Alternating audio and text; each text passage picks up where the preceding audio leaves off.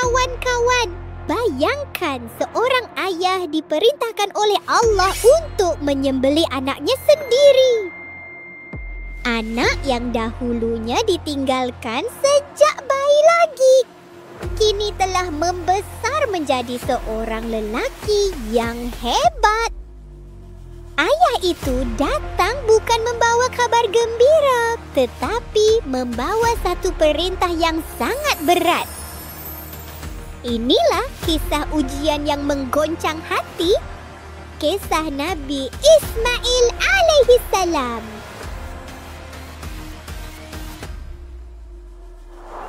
Hello Kitty, inspire little hearts.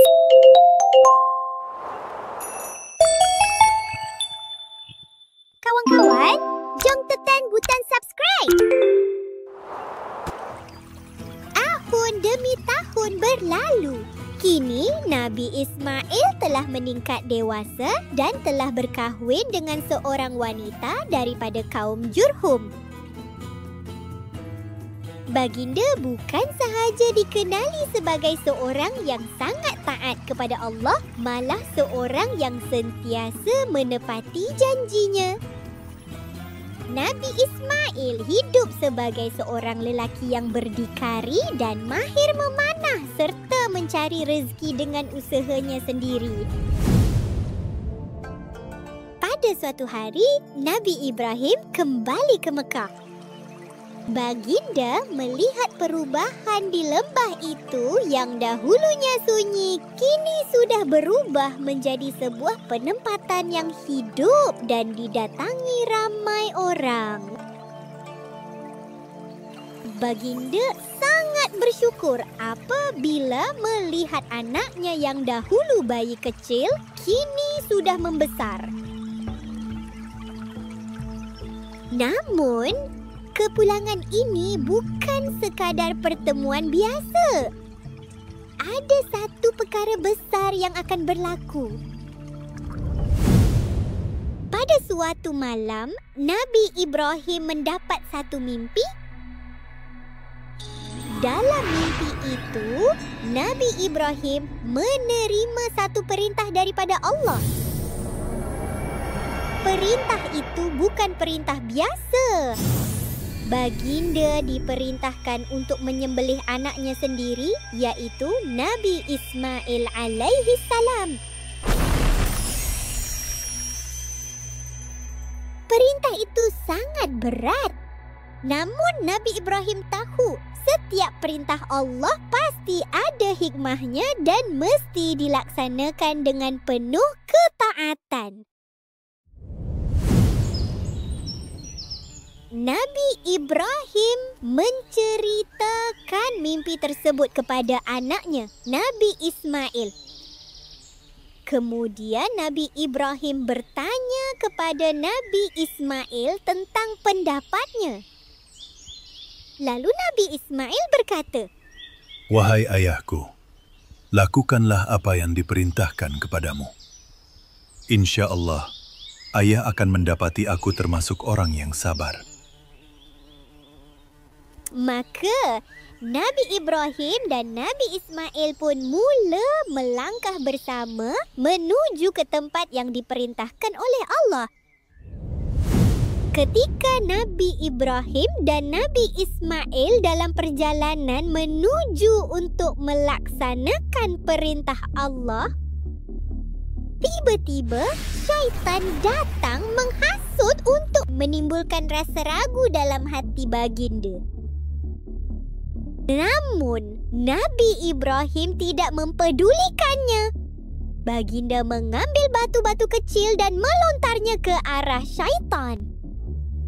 Akhirnya, syaitan pun berundur kerana tidak mampu mengalahkan iman seorang Nabi Allah. Setelah jauh berjalan, akhirnya Nabi Ibrahim dan Nabi Ismail tiba di tempat yang telah ditentukan. Nabi Ismail pun dibaringkan di atas bumi. Baginda sangat tenang.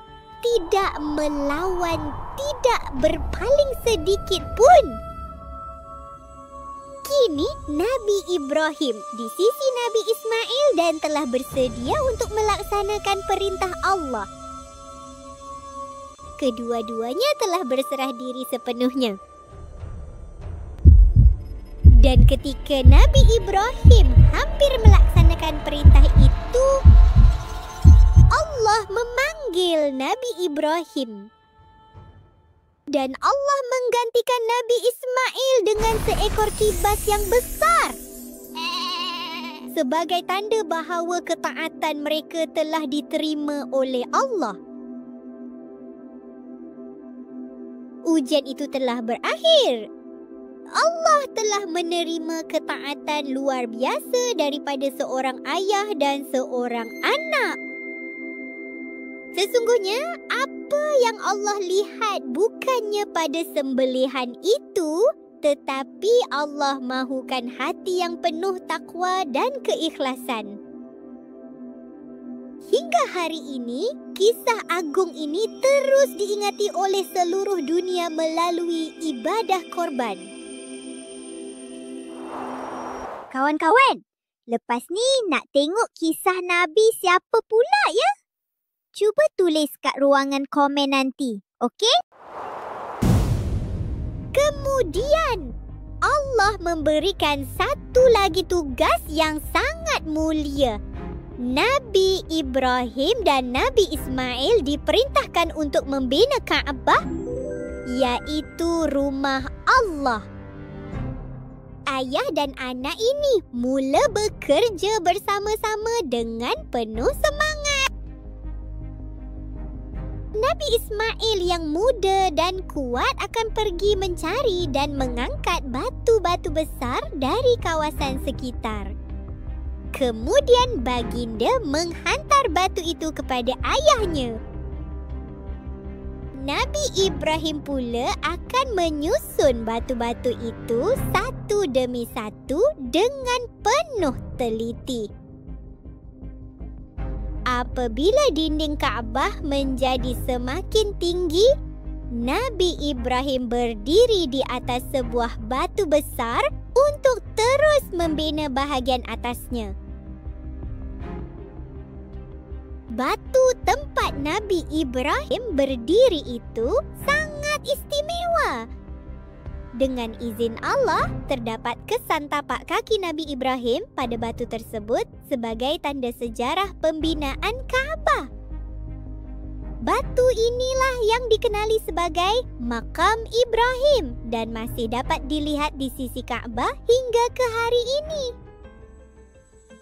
Akhirnya, berdirilah sebuah rumah ibadah yang paling diberkati dan menjadi pusat tumpuan seluruh umat manusia sehingga ke hari ini.